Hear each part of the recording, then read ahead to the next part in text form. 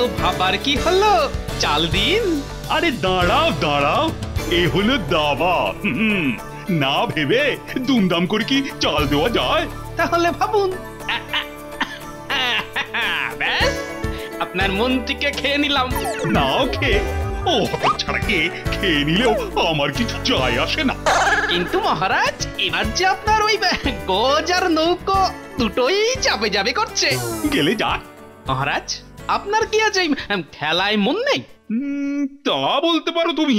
কেন মহারাজ, খেলায় মন নেই কেন? আসলে বুঝলে, একটা ওই বিষয় নিয়ে কদিন ধরেই খুব ভাবছি আমি। তাই বিষয়টা কি জানতে পারি মহারাজ? হ্যাঁ হ্যাঁ, অবশ্যই পারো গোপাল। মানে তুমি তো জানো, মানে এবছর তেমন ভালো বৃষ্টি হয়নি, আর ফসলও তাই কম হয়েছে।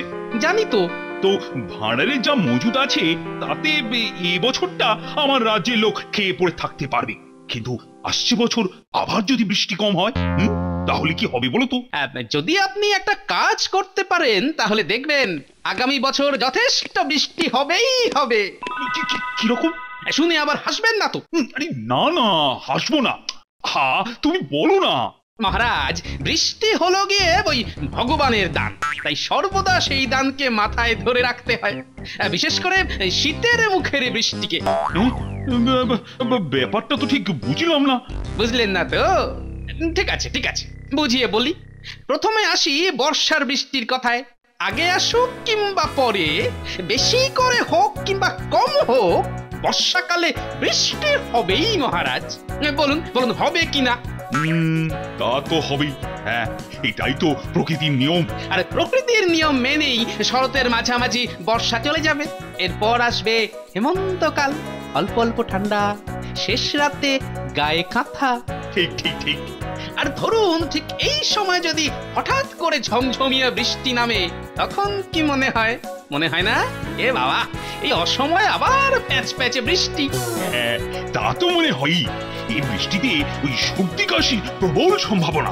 হ্যাঁ, এইখানেই তো ভুল করি আমরা মহারাজ। ভগবানের দান স্বরূপ এই বৃষ্টিকে আমরা মাথায় না ধরে অবহেলা করি, বিরক্ত হই। কথাটা তো তুমি মিথ্যে বলনি। আমি জানো তো নিজেই হেমন্তের বৃষ্টিকে না খুব অপছন্দ করি। আর তাতেই ভগবান রেগে গিয়ে বর্ষাকালের বৃষ্টি কমিয়ে দিয়ে আমাদের শাস্তি দেন। তাহলে কি করতে বলো? তেমন কিছু অসাধ্য সাধন করতে বলছি না, বলছি যে এখন তো ওই হেমন্তকাল। হ্যাঁ, হেমন্তকাল। হ্যাঁ, তা যদি এই সময় হঠাৎ করে বৃষ্টি আসে, তাকে ওই অবহেলা করে পায়ে না মারিয়ে, ছাতি দিয়ে অযথা মাথা না বাজিয়ে বৃষ্টির জলকে মাথায় ধরে রাখতে হয়। আচ্ছা। আর ভগবানের দানকে তার আশীর্বাদ মনে করে মাথা পেতে নিলে ভগবান খুশি হয়ে পরের বর্ষায় পর্যাপ্ত পরিমাণে বৃষ্টি দেন। বাহ বাহ বাহ বাহ বাহ, বড় ভালো কথা শোনালে তো তুমি। এই গোপাল, এটা তুমি কোথা থেকে জেনেছো? এটা জেনেছি ওই ছোটবেলায় এক মহাজ্ঞানী ব্যক্তির কাছ থেকে। মহারাজ, এবার তাহলে মন দিয়ে খেলা যাক। ঠিক ঠিক বলেছো।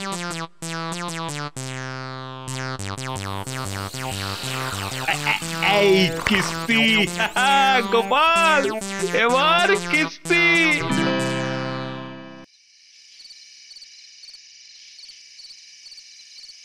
আচ্ছা, ইদানিং এ তোমার কি বাই হয়েছে বলো তো? কেন কেন, আমার আবার বাইয়ের কি দেখলে? হ্যাঁ, এই যে আজকাল তোমার এই দাবা খেলার নেশা।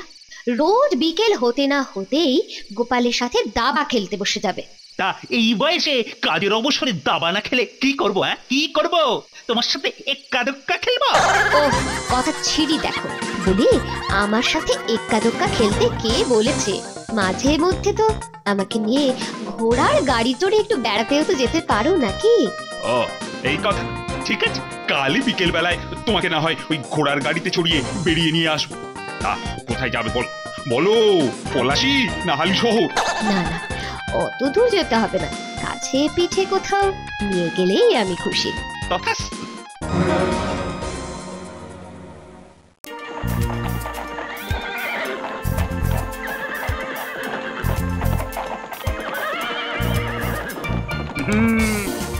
রানী খুশি তো? ওমা, আকাশে কখন আবার মেঘ ধরলো? খানিক আগে তো আকাশ বেশ পরিষ্কার ছিল। এই একটু তাড়াতাড়ি চালাও, দুম করে আবার বৃষ্টি না এসে পড়ে, তাড়াতাড়ি। এলেই বা ক্ষতি কি? কি বলছো কি? হুট করে বৃষ্টি এসে গেলে ডাহা ভিজবে। তাড়াতাড়ি। ভিজলে ভিজবো, জানো রানী, এই হেমন্তকালের অসময়ের বৃষ্টিকে কি বলে? কি বলে? এই বৃষ্টিকে ঠিক বৃষ্টি বলে না, এই বৃষ্টিকে বলে স্বয়ং ভগবানের দান। এই বৃষ্টিকে বলে ভগবানের দান? এই তোমায় এসব কথা কি বলছে বলো তো? আরে গোপাল বলেছি। সর্বনাশ! আরে এই যে সত্যি সত্যি ঝেপে বৃষ্টি এসে গেল গো। কোচওয়ান, শিগগির গাড়ি থামিয়ে মহারাজের মাথায় ছাতা ধরো, শিগগির। না না না, ছাতা লাগবে না। গোপাল বলেছে এই বৃষ্টিকে মাথা বেঁধে মাথায় ধরে রাখতে হয়। কেন? ও সব তুমি বুঝবে না, তুমি তো আর রাজা নও।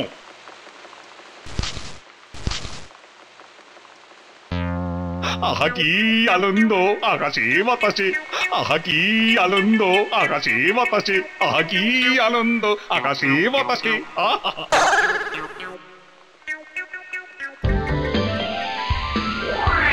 গিন্নি, বলি ও গিন্নি, বলি হলোটা কি? ষোঁড়ের মতো চেঁচাচ্ছ কেন? আর কি হয়েছে দেখতে পাচ্ছ না? বলানি কনি এমন হুট করে বৃষ্টি নেমে এলো। ভাগ্যিস কাছে পিঠে ছিলাম, তাই এক দৌড়ে বাড়ি চলে আসতে পারলাম, না হলে তো ডাহা ভিজতে হতো, বুঝলে তো? ওকে, হাঁ করে মুখের পানে তাকিয়ে আছো কেন? বলি ছপ করে গামছাটা নিয়ে আসো না, তাকে যা দু এক ফোঁটা জল পড়েছে ঝপ করে মুছে ফেলি। মহারাজ আজ দাবা না খেলে মহারানীকে নিয়ে বেড়াতে বেরিয়েছেন।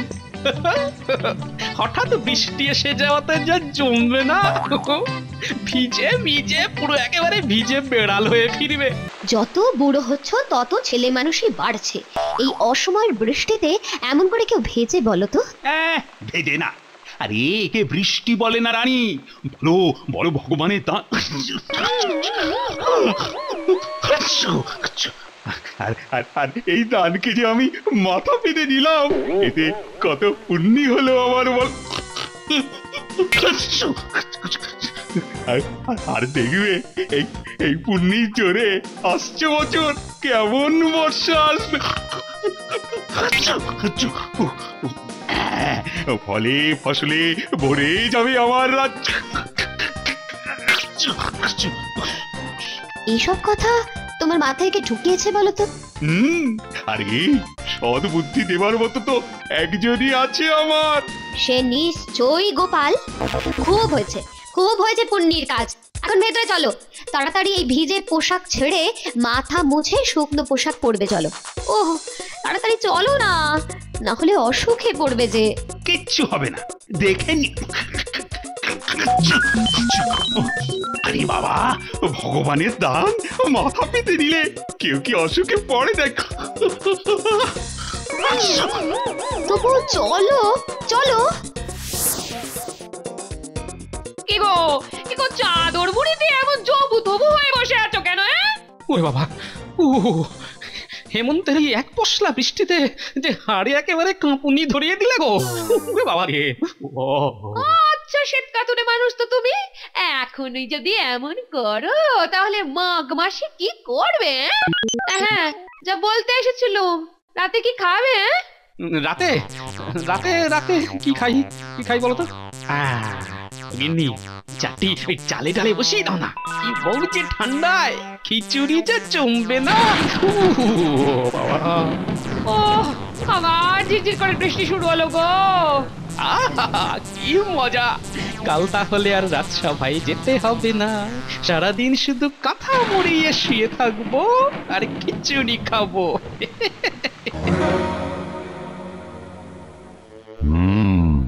কেমন বুঝছেন রাজবৈদ্য মশাই? সারা গায়ে জ্বর। সে তো বুঝতেই পারছি। কখন থেকে হয়েছে এই জ্বর? কাল রাত থেকে। মহারাজের এই জ্বরের কারণ হলো বুকে অতিরিক্ত শ্লেষ্মার প্রভাব। কিন্তু কিন্তু এমন কেন হলো?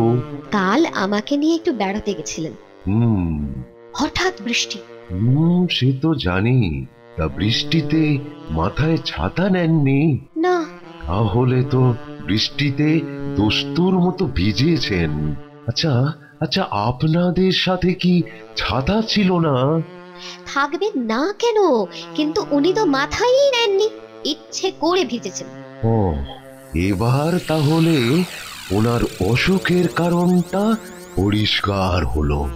অকাল বর্ষণের জল মাথায় পড়াতেই এই বুকে শ্লেষ্মা, আর তার থেকেই গায়ের এই উত্তাপ। তবে চিন্তার খুব একটা কারণ নেই। যাক বাবা, বাঁচলাম। আমি বটিকা দিয়ে যাচ্ছি, কেমন? প্রতি প্রহরে গরম দুধের সাথে দুটো করে বড়ি খাইয়ে যাবেন। একদিনের মধ্যেই সেরে উঠবেন। সেরে উঠলেই রোখে। এই, কে আছিস? এক বাটি গরম দুধ নিয়ে আয়। আচ্ছা আচ্ছা, একটা কথা, মহারাজ হঠাৎ এমন করে বৃষ্টির জলে ভিজতে গেলেন কেন? সে কথা আমায় না জিজ্ঞেস করে আপনাদের রাজামশাইকে জিজ্ঞেস করুন, উনি ভালো উত্তর দিতে পারবেন। নাও, এবার একটু উঠে বসো তো, বড়িটা খেয়ে নাও।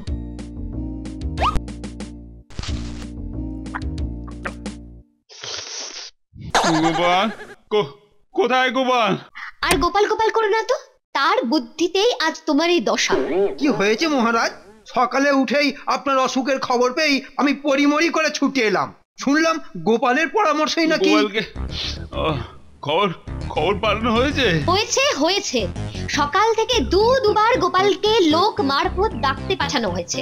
গোপাল জেনেছে আমার জয়ের কথা? জেনেছে জেনেছে বললাম তো। গোপাল জেনেছে, তবুও আমায় দেখতে এলো না। এখন এত কথা বলবেন না মহারাজ, কথা বললে আপনার কাশি হচ্ছে। মন্ত্রী, মন্ত্রী, তুমি তুমি নিজে একবার গিয়ে গোপালকে খবর এসো তো। বলবে বলবে আমার আমার খুব জ্বর।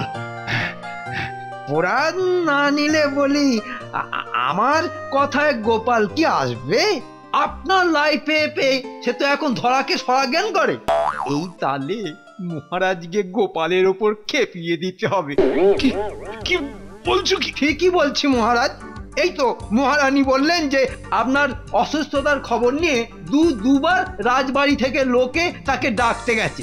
তা সে কি সে কথা কানে তুলেছে? হ্যাঁ, তুললে সেই মুহূর্তেই সে দৌড়ে চলে আসতো। গোপালের তাহলে এত অহংকার হয়েছে? আমার আমার এই জ্বর আর কাছে কোনো ব্যাপারই নয়, অথচ তার কথা মতো আমি বৃষ্টিতে ভিজে। মন্ত্রী, মন্ত্রী, এই মুহূর্তে তুমি নিজে গিয়ে ওকে ধরে নিয়ে এসো। তারপর ওর সাথে হবে আমার বোঝাপড়া। মহারাজ তাহলে খেপেছে। আহা, আজ্জা জুটবে না গোপালের কপালে, ভেবেই আমার যে কি আনন্দ হচ্ছে না। তা তোমার দেরি করে আসার কারণ? পারে বৃষ্টি পড়ছিল যে। বৃষ্টি পড়ছিল বলে তুমি আসতে দেরি করলে? হ্যাঁ, তাই তো। চোর, মিথ্যেবাদী।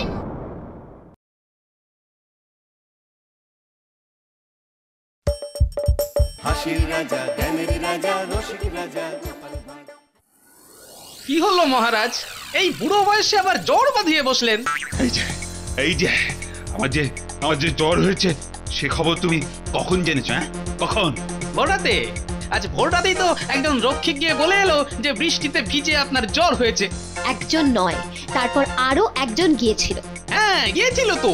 তাদের দুজনকেই তো আমি বলেছিলাম আমি এখন যেতে পারবো না, আমার যেতে খানিক দেরি হবে। শুনুন মহারাজ, শুনুন, গোপালের বলচালটা একবার শুনুন। তা তোমার দেরি করে আসার কারণ? পারে বৃষ্টি পড়ছিল যে। বৃষ্টি পড়ছিল বলে তুমি আসতে দেরি করলে? হ্যাঁ, তাই তো। চোর, মিথ্যেবাদী। তুমি না বলেছিলে হেমন্তের এই অকাল বর্ষণ ভগবানের দান? তাকে পায়ে না মারিয়ে মাথায় ধরে রাখতে হয়। বলেছিলাম তো।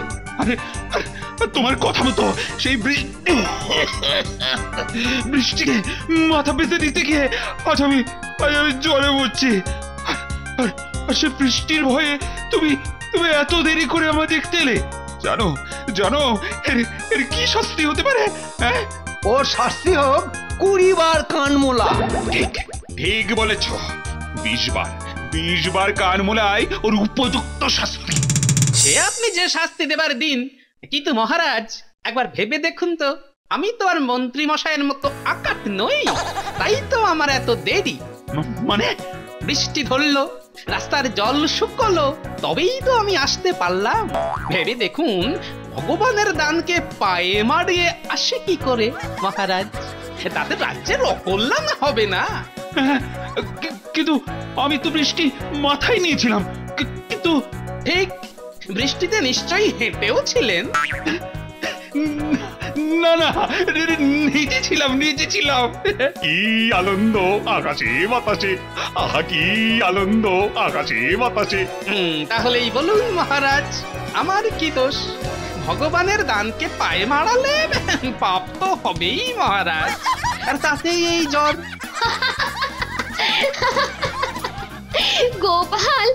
গোপালের জবাব নেই। ও বাহ বাহ বাহ, বেড়ে বলেছ তো। এই না হলে গোপাল মারে। মহারাজ মহারাজ, এই সময় আপনার এত কথা বলা উচিত নয়। কাশির গোমক আসতে পারে। আরে না না না, আর কিচ্ছু আসবে না। এই তো এখন আমি বেশ সুস্থ বোধ করছি। এ নিশ্চয়ই আমার বড়ির গুণ। না না, এ হলো গোপালের রসিকতার গুণ। রানীমা, আমি তাহলে আসি এখন। গোপাল, নাও দাবার ঘুটি সাজাও। আজ আর রাত সময় যাবো না, জমিয়ে বরং দাবা খেলবো আজ। আমি তাহলে কি করব? তুমি যে পথ দিয়ে এসেছিলে সে পথ দিয়ে কুটি কুটি করে কেটে পড়ো। আর শোনো, যখন তখন ওই ছোট এরাতে এই গোপালের নামে আর আমার কান ভাঙাতে এসো না, বুঝলে?